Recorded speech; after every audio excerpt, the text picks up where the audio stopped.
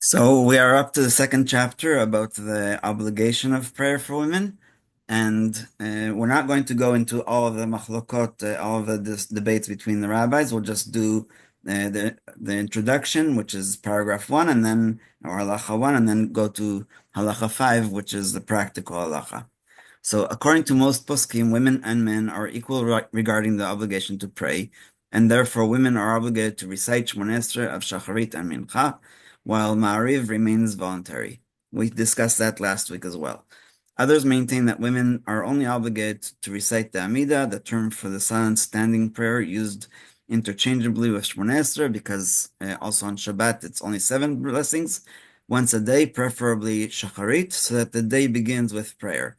Still others maintain that women need only recite a brief prayer and that Birkat Shachar and Birkat Torah are sufficient to discharge this obligation. So, lechatchila, it is best for women to follow the opinion of most poskim and recite Shacharit and Mincha every day.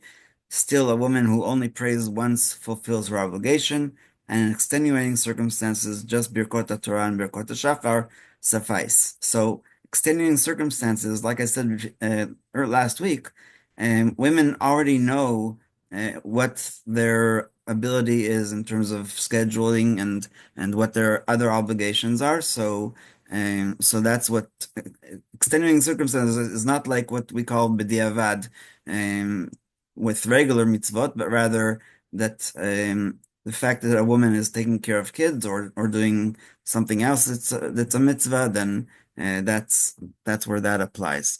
A woman who is fully engrossed in caring for her children is permitted lechatchila to fulfill her obligation by reciting only Birkat Torah and Birkat Shachar. So that's exactly what I just said.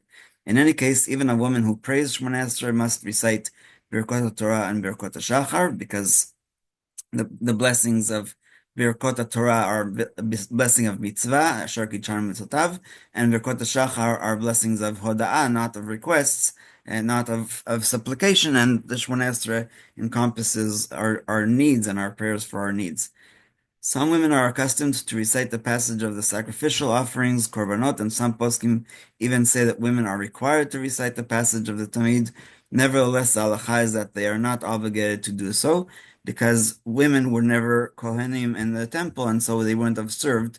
And that's why we also said last week that women are exempt from praying Musaf. It doesn't mean that they should leave shul when Musaf starts, but that if they don't have that much kavanah, or if they need to go out to take care of something, I mean, in our community, sometimes they go down to do the preparation of the kiddush and stuff like that. So that is permissible.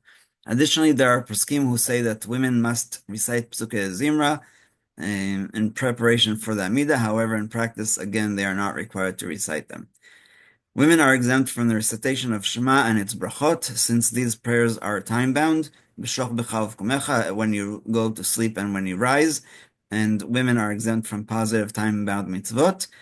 By the way, a question that I always had was, if these are time-bound mitzvot and they're a positive commandment, why don't we say a blessing, Baruch atah Hashem Elokeinu melech haolam asher kitshanu tzitav v'tzivanu, al mitzvat Shema, or al kriyat Shema, or something like that? I don't have a very good answer. And I asked many people, but if anybody has an answer, I would love to hear it. Nevertheless, a woman who recites these passages is praiseworthy. There is an opinion that women are obligated in daytime and nighttime mitzvot of remembering the Exodus from Egypt. And according to this opinion, it is best that they fulfill this mitzvah by reciting Emet V'Yatziv in Shacharit and Emet V'Emunah in Ma'ariv.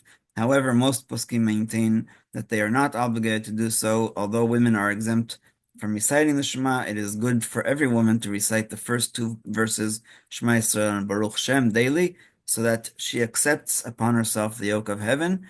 And to me, it's amazing because yesterday I was teaching a bat mitzvah girl, and she chose to actually accept the Aliyah in Beit Hanan in Deuteronomy to recite the Shema because that's her favorite passage. And I didn't know if I should tell her that Baruch Shem Kavod Malchuto is not a verse that's anywhere in the Tanakh. But um, anyway, it's just amazing that we're talking about that today. Women are exempt from the recitation of all prayers of supplication and the passages recited from that after the Amidah.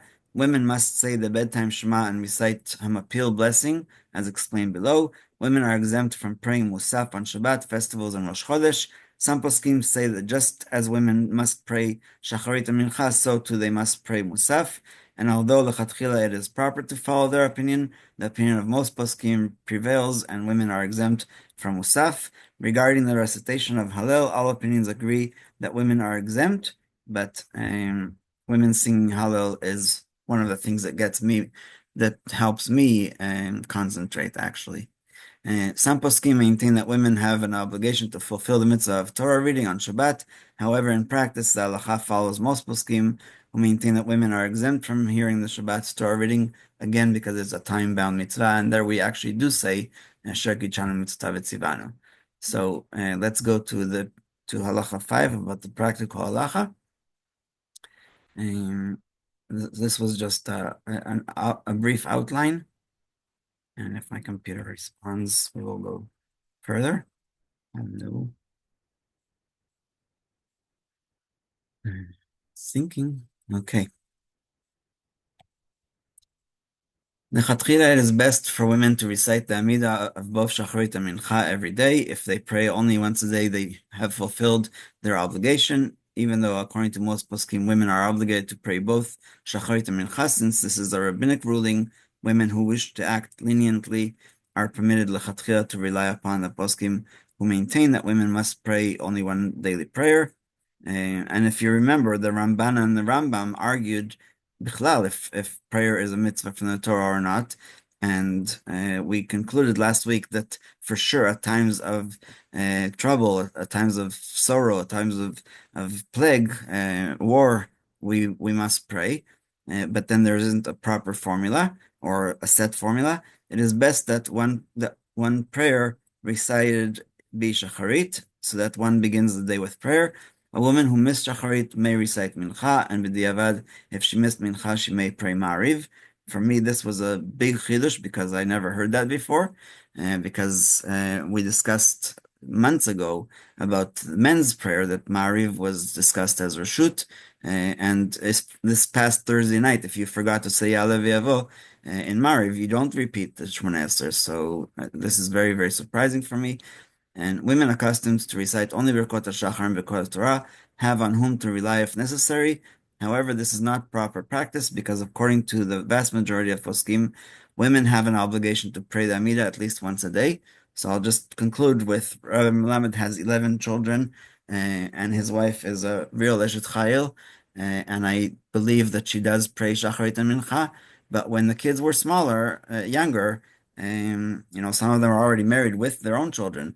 But when they were younger, she told us that she didn't always pray twice a day, even though that is her husband's opinion. And so I think it's just important to understand that after our kids grow up, even though we got used to only praying once a day, that we should try to do two. And we'll stop here.